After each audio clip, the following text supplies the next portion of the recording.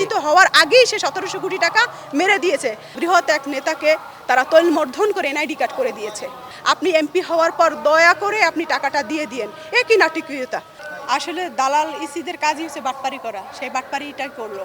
তারা ঠিকই উপরে আছে, বসে বসে চা খাচ্ছে আর ওই জানালার ফাঁক দিয়ে দেখতেছে আমরা নিচে বসে কি করি, আর তামাশা দেখতেছে। কারণ আমরা দেশের জনগণ, ওনারা তো হচ্ছে এখন রাজা, প্রজাদের তামাশা দেখতেছে।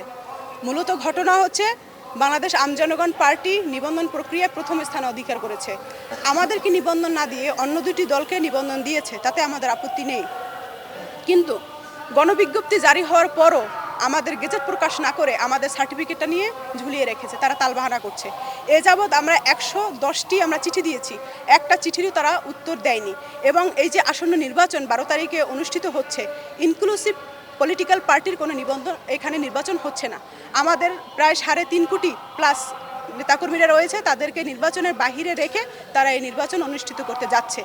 এখন আমাদের লক্ষ্য এবং উদ্দেশ্য হচ্ছে, আমাদের যেহেতু গণবিজ্ঞপ্তি জারি হয়েছে, আপনারা আমাদেরকে গেজেট প্রকাশ করে আমাদের সার্টিফিকেট দিয়ে দেন। সামনে আমাদের স্থানীয় নির্বাচন রয়েছে, আরও বাকি যে নির্বাচনগুলো সেখানে আমরা অংশগ্রহণ করব এবং নিবন্ধন পাওয়াটা আমাদের অধিকার। সেখানে তারা আমাদের সাথে ফোনে কোনো ধরনের যোগাযোগ করে না, অ্যাপয়েন্টমেন্ট চাইলে তারা অ্যাপয়েন্টমেন্ট দিচ্ছে না। আজকে আমরা যখন প্রোগ্রাম নিয়ে এখানে আসলাম নেতাকর্মীদেরকে নিয়ে আন্দোলন করে, তখন এখান থেকে প্রশাসনের প্রতিনিধি আমাদেরকে বলছে ইসির সাথে বসাবে।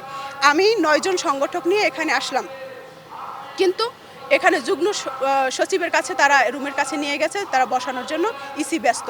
এই বাংলাদেশে সব সম্ভব। যেমন আপনাদেরকে একটা জ্বলন্ত উদাহরণ দিই, এই ইসি, এই অবৈধ অথর্ব ইসি বলছে যে শনিবার দিন অফিস খোলা রেখে আপনারা দেখেছেন বৃহৎ একটি রাজনৈতিক দলের বৃহৎ এক নেতাকে তারা তৈলমর্ধন করে এনআইডি কার্ড করে দিয়েছে, অথচ তারা আমাদের সাথে সাক্ষাৎ পর্যন্ত দিচ্ছে না।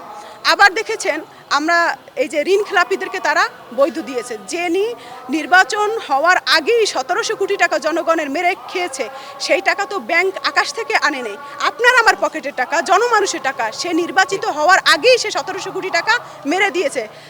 সানাউল্লাহ সাহেব মনে কষ্ট নিয়ে শালাদুলাভাই সম্পর্ক নিয়ে বলেছে যে মাথায় হাত পুছিয়ে যে ভাই আপনি এমপি হওয়ার পর দয়া করে আপনি টাকাটা দিয়ে দিয়েন, এ কি নাটকীয়তা?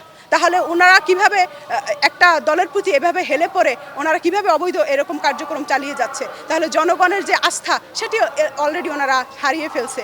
আপনারা জানেন যে 12ই ফেব্রুয়ারি যে নির্বাচন হবে, এটি একটি বড় রাজনৈতিক দলকে তারা ক্ষমতা হস্তান্তর করবে। কে বিরোধী দল হবে সেটির সিদ্ধান্ত আপনারা আমার টাকার পৈশাচিক উল্লাস করবে 12 তারিখ তারা নির্বাচনের খরচের নামে।